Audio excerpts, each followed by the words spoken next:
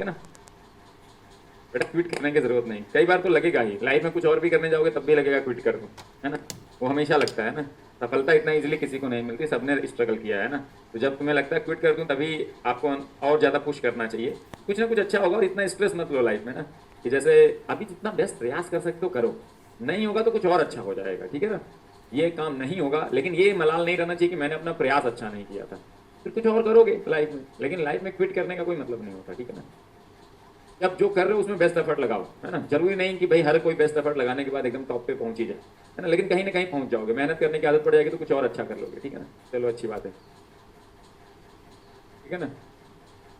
हाँ तो देखो, टेस्ट में नहीं आया बेटा, एक्चुअली आप लोगों की एक्सपेक्टेशन बहुत हाई होती है। आप सोचते हो मैं 1 महीने कोचिंग करूंगा और मैं सीधे टॉपर बन जाऊंगा।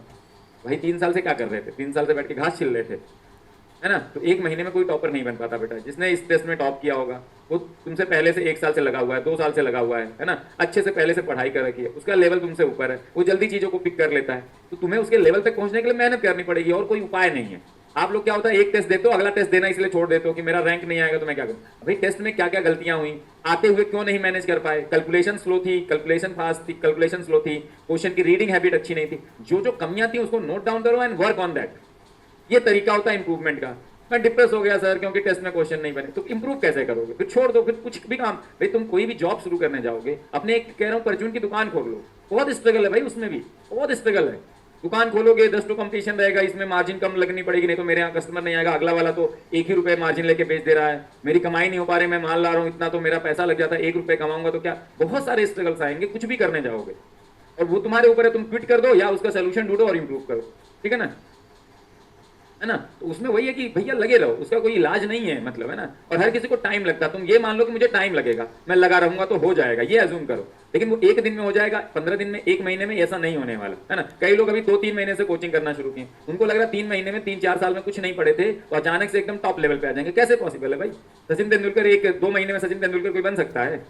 इंडिया के लिए नेशनल खेलना है तो पहले बहुत सारा डिस्ट्रिक्ट लेवल पे पहले अच्छा खेलना पड़ेगा, फिर स्टेट लेवल पे, फिर रणजी पे, तब जाके कहीं मौका मिलता है इंडिया के लिए खेलने का। तो यहाँ भी है भाई, आईएएस बनना है तो बहुत कम पोस्टें हैं, इसरो में जाके साइंटिस्ट बनना है कम पोस्टें हैं, तो you have to really work hard, और उसके लिए कॉन्स्टेंटली काम करना पड़ेगा। डिप्रेस होने से कुछ नहीं होता बेटा, उसको अपॉर्चुनिटी की तरह लो कि हाँ टेस्ट में मेरे ये नहीं बन पाए, मतलब मुझे कमियां अपनी पता चल गई कि मैं कहाँ कहाँ कमजोर हूँ, क्या क्या मेरे स्ट्रॉन्ग पॉइंट है, क्या क्या मेरे वीक। नोट डाउन करो week points and work on that, खत्म कहानी।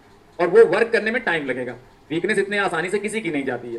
तुम्हें जैसे लेजीनेस की आदत पड़ गई होगी कॉलेज में, है ना, लास्ट टाइम पढ़ के पास होने की आदत पड़ गई कॉलेज में, वो इतने आसानी से नहीं जाएगा। You have to really work hard to improve your weaknesses. Strong point तो वीक होने में टाइम नहीं लगता, थोड़ा सा ढील दोगे स्ट्रॉन्ग पॉइंट वीक हो जाएगा, लेकिन वीक को स्ट्रॉन्ग बनाने के लिए मेहनत बहुत लगती है। तो उसके लिए मेंटली रेडी होना पड़ेगा, मेंटली टफ होना पड़ेगा। बहुत सारे टीचर्स हैं, बहुत सारे लोग जो तुम्हें दिख रहे हैं पढ़ा रहे हैं, अच्छा पढ़ा रहे हैं, जो भी काम कर रहे हैं, उन्होंने भी बहुत स्ट्रगल किया। ऐसे ही वो नहीं उठ के आगे बस उनको भगवान ने कहा जाओ तुम पढ़ाओगे एकदम फोड़ दोगे। उन्होंने अपने कंटेंट पे बहुत मेहनत किया, तो आपको भी करना पड़ेगा।